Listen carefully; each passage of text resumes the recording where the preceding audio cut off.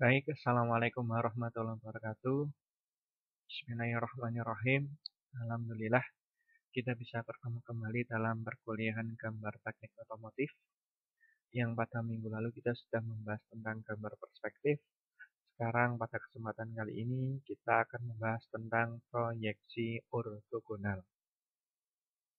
Nah, baik, untuk proyeksi ortogonal ini merupakan gambar proyeksi yang bidang proyeksinya mempunyai sudut tegak lurus terhadap proyektornya. Nah, garis-garis yang memproyeksikan benda terhadap bidang proyeksi disebut proyektor. Nah, ini merupakan benda, ya. Ini ada sebuah bidang proyeksi. Ini bidang A, B, C, dan D. Ini yang di tengah-tengah ini merupakan gambar hasil proyeksinya. Nah, ini garis titik-titik ini merupakan garis proyektor. Ya. Jadi, ini ibarat kaca, bidang A, B, C, D itu. Ya. Ini ibarat seperti kaca. Ya. Ketika kita berikan benda di depannya, misal benda ini, maka yang akan tampak pada kacanya adalah gambar pandangan depan benda yang menghadap ke kaca. Ya. Jadi hanya tampak pandangan depan bendanya saja yang menghadap ke kaca. Bagian samping kanan, atas, bawah, ya, kemudian belakang, kiri, itu tidak tampak apabila tidak diberikan bidang proyeksi, ya, atau kacanya ini kalau ini ibaratkan kaca. Nah, itu ya. Kemudian untuk garis strip-strip ini merupakan garis proyektornya yang menghubungkan titik, ya, titik benda asli dengan titik benda atau titik hasil dari proyeksinya, gambar hasil proyeksinya ini. Misal ini ada titik A, kemudian ini di sini ada titik A lagi. A aksen, ya, ini A asli, ini A aksen, atau A pada gambar bidang proyeksinya. Itu, ya. Kalau bendanya diubah menjadi garis saja, ya, yang tampak di sini di bidang proyeksinya adalah garis. Kalau hanya sebuah titik yang diproyeksikan atau yang kita ingin taruh di sini, maka di sini yang tampil adalah titik. Ya. Titik hasilnya di sini yang tampil titik, di sini hasil titik, di sini garis, di sini juga garis, di sini benda, di sini yang tampak hanya pandangan depan benda yang menghadap bidang proyeksi. Jadi itu perbedaannya. Kayak seperti prinsip kerja orang yang sedang menyisir rambut di depan kaca. Yang tampak hanya bagian wajah kita saja. Tidak mungkin ketika kita mengkaca, berdiri di depan kaca, yang tampak pandangan belakang kita kan serem. Nah, sama prinsipnya dengan kaca ya. Itu. Nah, kemudian macam-macam pandangan. Untuk memberikan informasi yang lengkap tentang suatu benda tiga dimensi dengan gambar proyeksi ortogonal, biasanya memerlukan lebih dari satu pandangan. Jadi kalau hanya satu pandangan saja itu kurang, ya, dirasa kurang untuk mewakili dari sebuah benda yang utuh atau yang tiga dimensi. Jadi paling tidak kita membutuhkan dua atau tiga pandangan. Ya, itu. Jadi jikalau dua pandangan itu sudah mewakili dirasa cukup, ya maka dua itu cukup. Kalau dua itu belum cukup bisa ditambah menjadi tiga pandangan. Ya. Biasanya kalau dua pandangan ya biasanya depan dan samping kanan.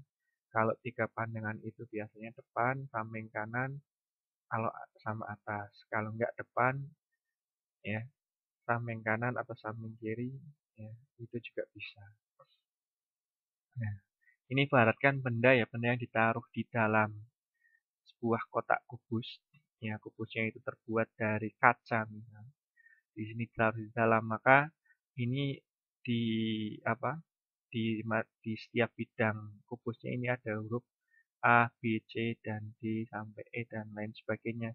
Ini merupakan tampak, ya, atau hasil gambarnya. Ya. Apabila kubus ini dibuka menjadi sebuah jaring-jaring. Ya.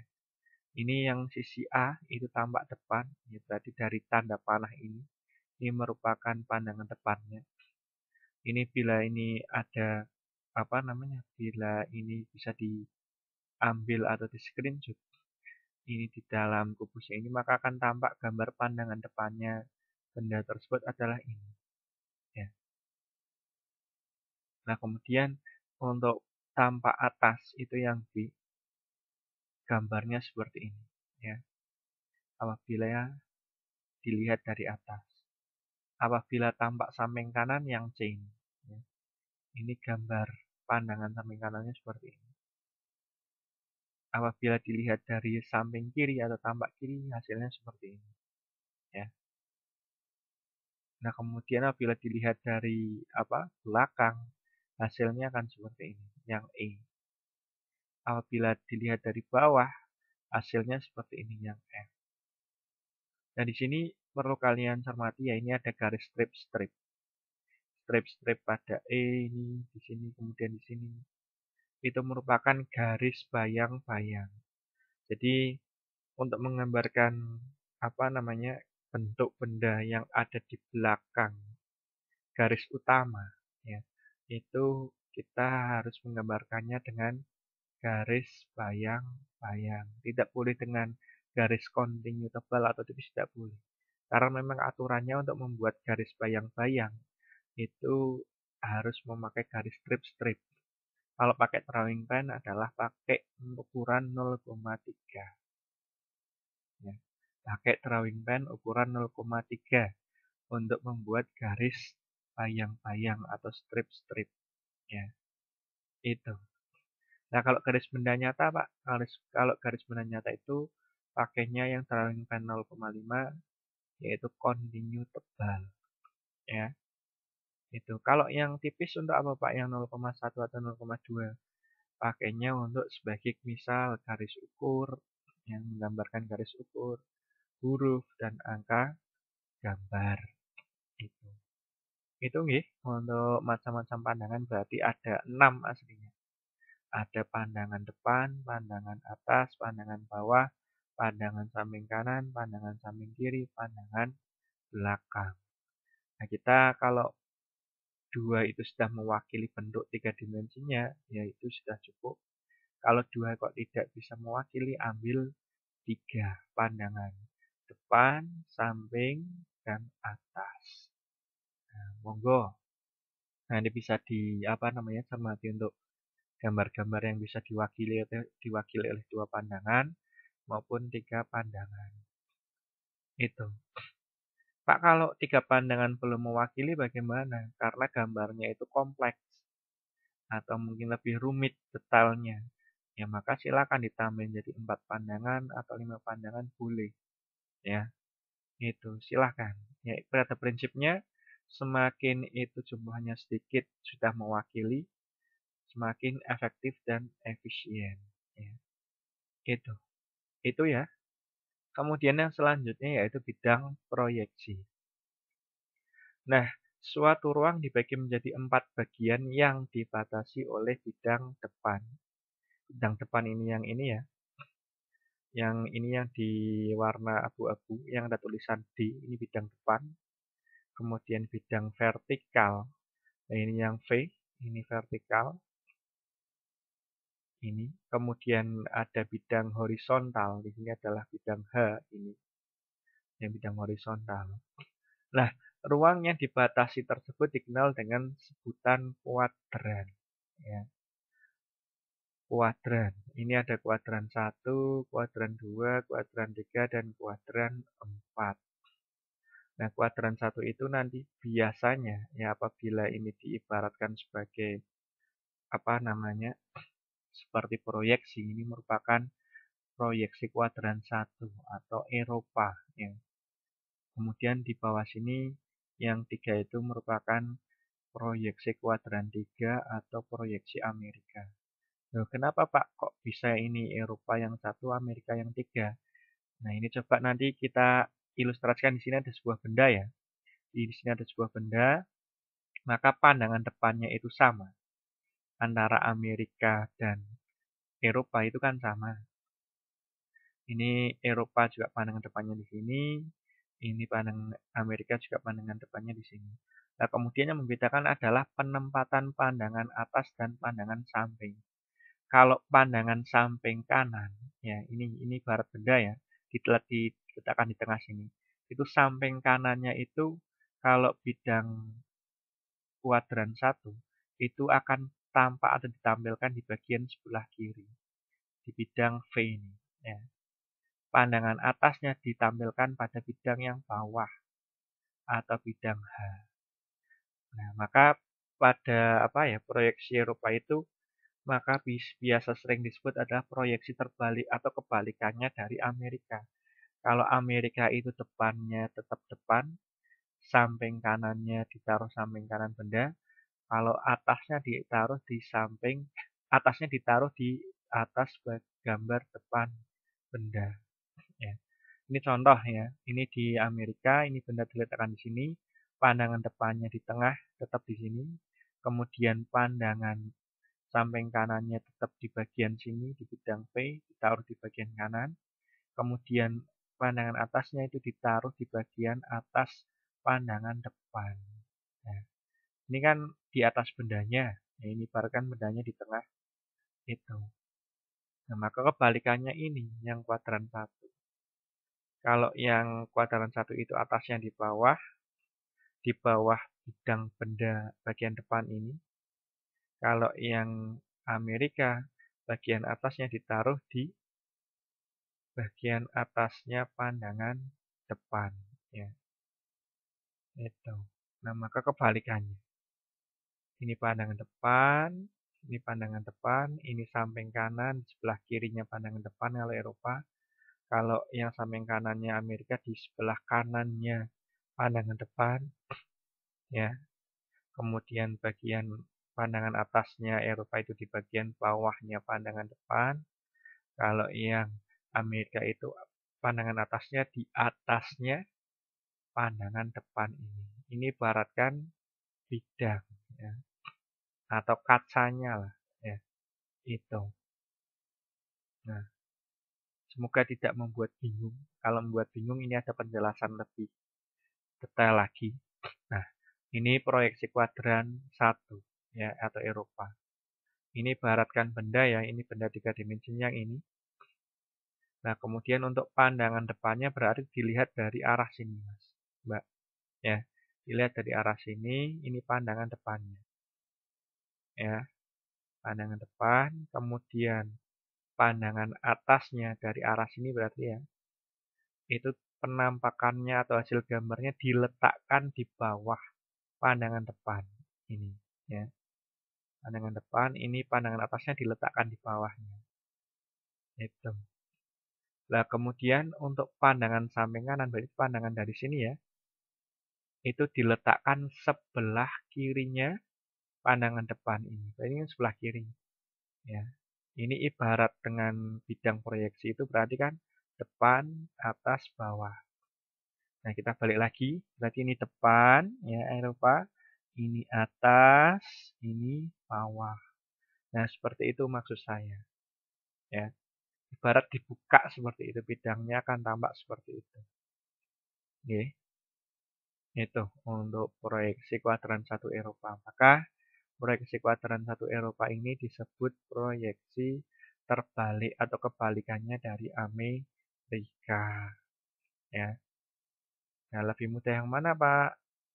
Kalau saya lebih mudah yang Amerika karena pandangan atas ditaruh di atas, pandangan kanan tetap ditaruh di kanan, sebelahnya benda atau pandangan depan. Ya, itu. Itu kalau Eropa dibalik. Nah, kemudian yang Amerika atau proyeksi kuadran 3. Nah, untuk pandangan atasnya sama ya, seperti ini. Tapi diletakkan di atasnya pandangan depan. Kemudian pandangan depannya ini dari sini ya. Ini kemudian pandangan samping kanannya dilihat dari sini, ini tampaknya seperti ini. Ya, Amerika itu proyeksi yang tetap tidak terbalik. Pandangan atas ya ditaruh di atasnya pandangan depan, pandangan samping kanan ditaruh di sebelah kanannya pandangan depan. Ya, itu. Berarti yang sama antara Eropa dan Amerika apa, Pak? Yang sama adalah pandangan depannya saja, hanya peletakannya loh ya. Peletakannya sama. Nah ini ya, tampaknya seperti ini. Nah, seperti ini ya. Ini pandangan kanan, ini pandangan atas. Ya, hanya dibulak-balik saja. Nah, silakan nanti dalam apa namanya membuat tugas ya diikuti instruksinya. Di situ job sheet-nya menggunakan yang Amerika atau Eropa. Ya, pada prinsipnya sama. Ya. Apalagi yang basicnya dari SMK ya, itu pasti sudah familiar dengan proyeksi ortogonal.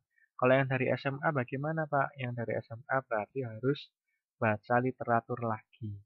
Ya, selain dari PowerPoint dan penjelasan video ini. Nah, seperti itu nggih. Untuk macam-macam pandangan, nah ini bisa dipelajari. Nah, kemudian untuk simbol proyeksi. Jadi, ketika kalian menggambar proyeksi ortogonal, berarti kalian harus memakai etiket yang model proyeksi. Nah, di etiket model proyeksi kan di situ ada simbolnya ya, simbol proyeksinya. Nah, jika kalian menggunakan apa? Menggunakan teknik model gambarnya itu menggunakan proyeksi Eropa, maka simbolnya juga yang dipakai yang Eropa pada etiket.